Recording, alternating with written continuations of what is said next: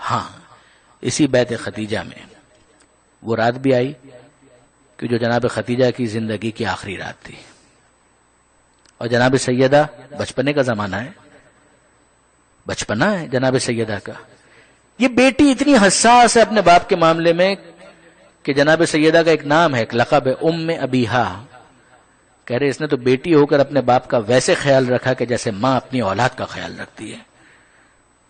یہ اتنی حساس ہے، ام ابیہا ہے، اور وہ دیکھ رہی ہے کہ میری ماں کے جس نے میرے بابا کے لیے، دین کے لیے اتنی قربانیاں عطا کی، اب وہ اس کے جانے کا وقت آ گیا ہے، اس کی روح پرواز کرنے والی ہے.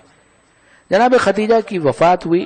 جناب ختیجہ شہادت بھی کہہ سکتے ہیں. 3 سال شیب ابی طالب کے اندر جو سختیاں بیوی نے برداشت کی ہیں، بلکہ بعض علماء تو یہاں تک کہتے ہیں کہ وہیں پر غذا کی قلت کے بعد یہ کیفیت ہو گئی تھی کہ ایک جڑی بوٹی کو بطور غذا استعمال کیا، جس کے اندر بظاہر زہر تھا، کہ جس کا نتیجہ یہ نکلا کہ جناب ختیجہ کی صحت گرتی چلی گئی. اور پھر وہ شب آ گئی کہ جس کو یاد کرنے کے لیے آپ یہاں پر اس وقت موجود ہیں، کہ جناب ختیجہ سلام اللہ علیہا رخصت ہو رہی ہیں، اس دنیا سے جا رہی ہیں. پیغمبر اکرم اپنے سامنے دیکھ رہے ہیں کہ یہ میری محسنہ، یہ اسلام کی محسنہ، یہ اسلام کو پالنے والی ہے، جس نے اپنی دولت اسلام کی نظر کر دی، وہ اس دنیا سے جا رہی ہے. کوئی پوچھے جناب ختمی مرتبت کے دل پر کیا گزر رہی تھی؟ ساری زندگی بعد میں جہاں سے بات شروع ہوئی تھی کہ پیغمبر اکرم نے یاد کیا ہے، حکم پروردگار تھا کہ اما بنعمت ربک فحدث، اے حبیب جو آپ کے رب کی نعمت آپ کے اوپر آئی ہے آپ اس کو بیان کرتے رہیے. لہذا پیغمبر اکرم جناب ختیجہ کو بعد میں ہمیشہ یاد کرتے رہے. یہ جناب ختیجہ کی وفات ہو رہی ہے، جناب سیدہ ساتھ میں بیٹھی ہوئی ہیں، کھڑی ہیں، آنکھوں میں آنسو بھی ہے.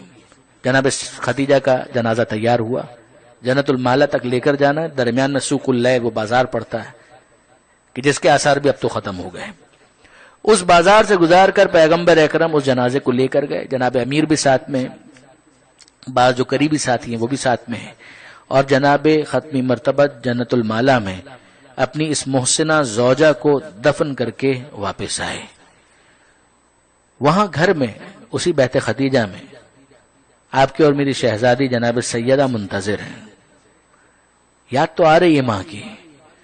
پیغمبر اکرم کو دیکھا کہ جنازہ لے کر گئے ہیں اور تنہا واپس آئے تو ایک سوال تو پوچھنے کا حق بنتا ہے نا، بابا یہ تو بتائیے میری ماں کہاں ہے، بابا یہ تو بتائیے میری ماں کو کہاں لے گئے. اب آپ دیکھیے کہ واقعاً جناب سیدہ جب یہ جملہ کہہ رہی ہیں تو پیغمبر اکرم کیا کریں گے؟ سینے سے لگائیں گے، سر پر ہاتھ رکھیں گے شفقت بھرا، اور کہیں گے فاطمہ پریشان مت ہو، کیا ہوا؟ اگر ماں نہ رہی تو کیا ہوا، میں تو موجود ہوں. اسی طریقے سے اگر کسی کی ماں اس دنیا سے رخصت ہو جائے، کسی کا باپ اس دنیا سے رخصت ہو جائے، اسی طرح سے اسے دلاسا دیا جاتا ہے نا. مگر اے فاطمہ زہرا آپ پھر بھی خوش نصیب ہیں کہ اگر گھر سے ماں کا جنازہ نکلا ہے تو اتنی محبت کرنے والا رحمت للعالمین باپ سر پر ہاتھ رکھنے کے لیے موجود ہے. مگر بی بی کیا آپ نے کربلا میں سکینہ کا حال نہیں دیکھا؟ کیا اس کی کیفیت سے آپ واقف نہیں ہیں؟ نہیں برادران عزیز، میں کوئی تفصیل بیان نہیں کرنا چاہ رہا جناب سکینہ کی، میں تو فقط آپ کے ذہنوں کو متوجہ کر رہا ہوں کہ واقعاً وہ بھی تو ایک انداز ہے کہ ادھر باپ کا جنازہ سامنے آ رہا ہے اور کوئی دست شفقت پھیرنے والا نہیں ہے، بلکہ تماچے لگانے والے ہیں، گوشوارے چھیننے والے ہیں. مگر آئیے، نہیں میں یہاں پر آپ کو مزید نہیں روکوں گا، آگے بڑھیے. یہ جناب ختیجہ جن کے اتنے احسان ہیں، ایک اس بی بی کو فرض کریں اور ایک اس بی بی کو فرض کریں کہ جس کو پیغمبر کہا کرتے تھے یا امی بعد امی، اے میری ماں کے بعد میری دوسری ماں. وہ کون ہے؟ بنت اسد، جناب فاطمہ بنت اسد، جو مولا کی والدہ ہیں، پیغمبر کی چچی ہیں. یہ ختیجہ کے احسانات یہ آپ کے سامنے ہیں. وہ جناب بنت اسد جنہوں نے پیغمبر اکرم کو پالا ہے، کہتے ہیں میری ماں کے بعد میری دوسری ماں. اور ان دونوں کی کیفیت کیا ہے؟ دیکھیں برادران عزیز، 2 روایتیں مجھ سے سنیے اور پھر میں آپ سے اجازت لے لوں. کتاب کا نام ہے بیت الاحزان، لکھنے والے ہیں شیخ عباس قمی. شیخ عباس قمی نے چھٹے امام کی یہ حدیث نقل کی. وہ کہتے ہیں کہ چھٹے امام نے آنسوؤں کے ساتھ ایک جملہ کہا کہ تمہیں معلوم ہے کہ قیامت کے میدان میں پہلا مقدمہ کس کا پیش کیا جائے گا؟ پہلا مقدمہ قیامت کے میدان میں کس کا پیش کیا جائے گا تمہیں معلوم ہے؟ چھٹے امام کہتے ہیں کہ وہ آنکھیں ٹھنڈی نہ ہوں جو اس روایت کو سنے اور ان آنکھوں میں آنسو نہ ہو۔ آپ جانتے ہیں کہ میں سخت جملے کہنے کا عادی نہیں ہوں، مگر یہ چھٹے امام کے جملے ہیں۔ بیت الاذان شیخ عباس قمی کہتے ہیں، لوگوں نے کہا نہیں مولا ہمیں نہیں معلوم پہلا مقدمہ کس کا پیش ہوگا۔ ذہن میں آتا ہے نا کہ شاید علی اکبر کا مقدمہ پہلے پیش ہوگا، عباس کا مقدمہ پہلے پیش ہوگا، خود امام حسین کا مقدمہ پہلے پیش ہوگا، مگر نہیں، چھٹے امام کہتے ہیں پہلا مقدمہ زہرا کے اس لال کا پیش ہوگا جسے اس دنیا میں زندہ آنے کا بھی موقع نہیں ملا، وہ محسن کا مقدمہ ہوگا۔ اور محسن کا لاشا لے کر کون آئے گا؟ محسن کا لاشا لے کر آئیں گی جناب خدیجہ اور جناب بنت اسد۔ یہ دونوں بیویاں کہ جن کا اسلام پر احسان ہے، رسول پر احسان ہے، یہ دونوں بیویاں اس ننھے شہید کا لاشا لے کر آئیں گی اور کہیں گی کہ اے پروردگار، کیا زہرا کے اس لال کو دنیا میں آنے کا حق نہیں ملنا چاہیے تھا؟ یعنی جناب خدیجہ کو حق ہے یا نہیں کہ وہ کہیں کہ اے پروردگار میں نے اپنا سب کچھ تیرے دین پر نثار کر دیا، کیا امت کو یہی سلوک کرنا چاہیے تھا میری زہرا کے محسن کے ساتھ؟ اسے زندہ بھی اس دنیا میں نہیں آنے دیا گیا۔ مالک اس مقدمے کا فیصلہ ہم چاہتے ہیں۔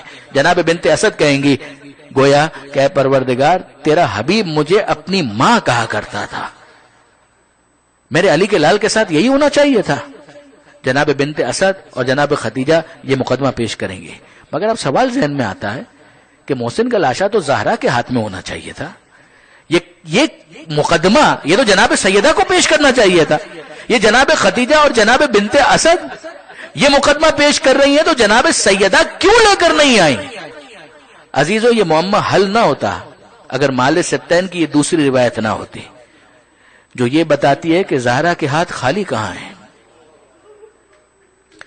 زہرا کے ہاتھ خالی کہاں ہیں؟ زہرا کے ہاتھوں میں پہلے ہی کچھ موجود ہے، اور وہ کیا ہے؟